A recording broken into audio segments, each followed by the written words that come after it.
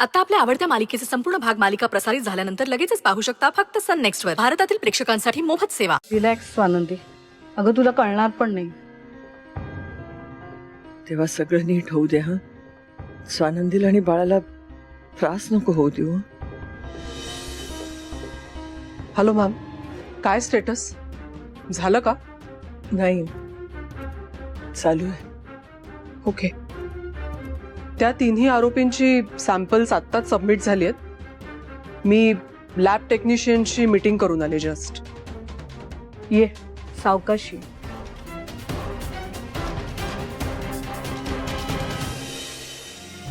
Nurse, हे sample पाठवा lab मध्ये.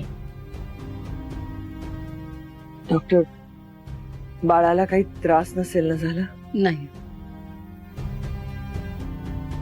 फक्त पुढचे 24 तास खूप महत्वाचे आहेत. त्यांच्या पोटात दुखेल त्यासाठी मी गोळ्या देते लिहून, त्या फक्त रात्री जेवणानंतर घ्या. फक्त ब्लिडिंग झालं तर लगेच घेऊन या आणि जरा लक्ष ठेवा. थँक्यू. थँक्यू मला नका म्हणू, स्वानंदीचं कौतुक करायला पाहिजे. स्वानंदी ज्या हिमतीने लढा देत आहे त्यासाठी खरंच तिचं कौतुक आहे.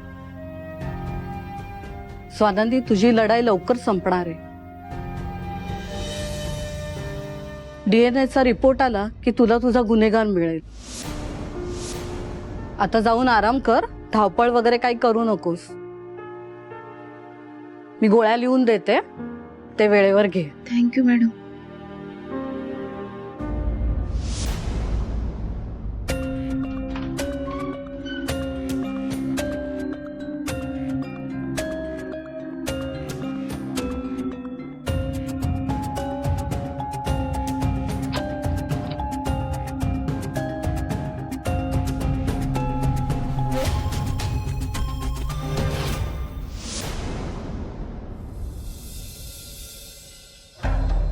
काय काम आहे?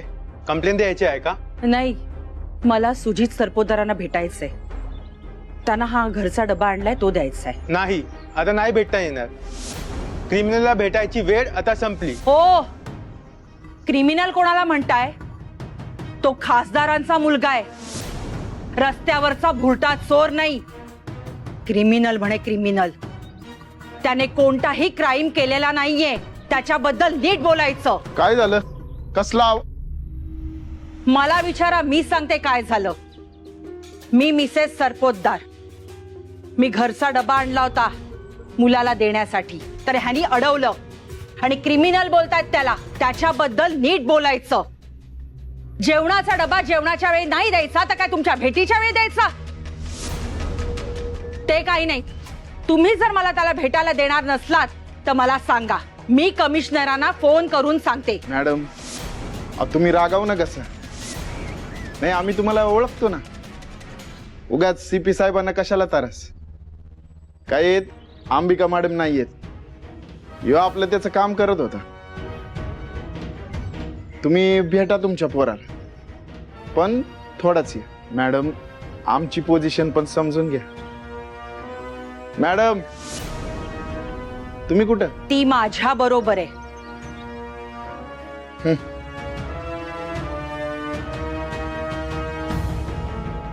सुजित,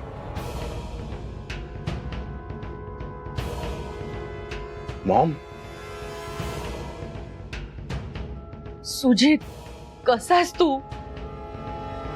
तू का आलीस मॉम इथे भेटायला? मग काय करू, करमत नाही मला घरात तुझ्याशिवाय. डोळ्याला डोळा लागत नाही. अरे घशाखाली घास उतरत नाही माझ्या तुझ्या काळजीने.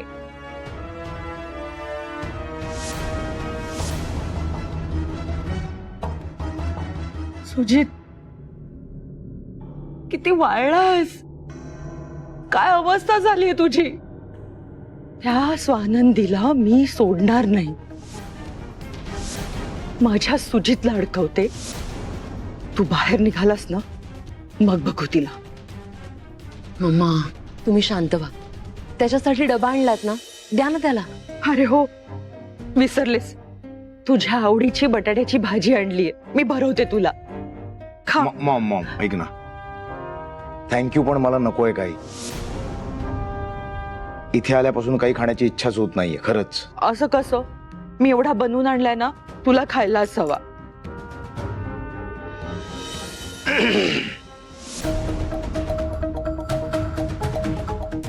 मम्मा, मम्मा, हा अरविंद आहे.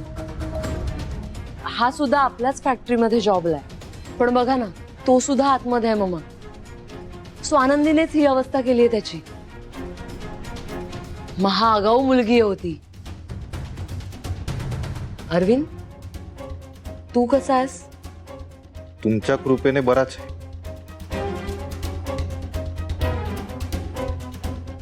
मॅडम, लय वेळ झाला. अजून जास्त वेळ थांबता येणार नाही. आमची पोझिशन समजून घ्या.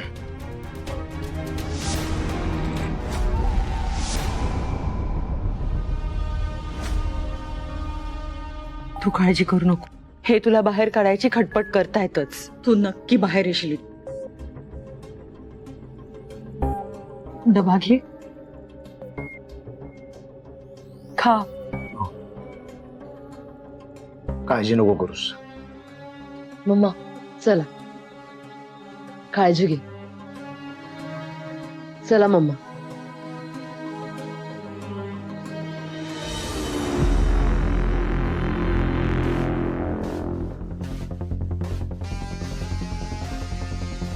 अरविंद, रमेश, घरून डबा आलाय. 2 घास खाऊन घ्या.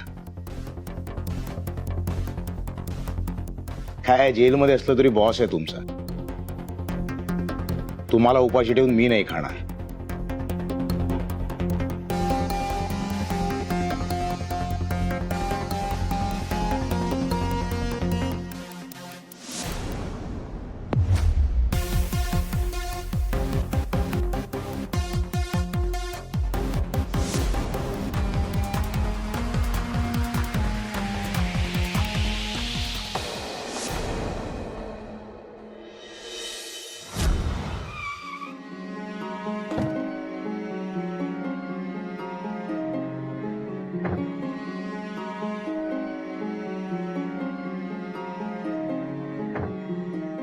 स्वानंदी, कशी आहेस तू? बरं वाटतं ना तुला? बचाव, बचाव मुझे, बचाव, मुझे बचाव.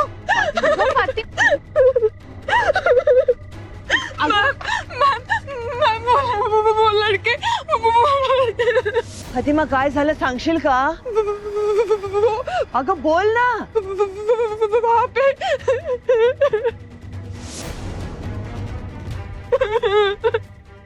फातिमा, शांत हो.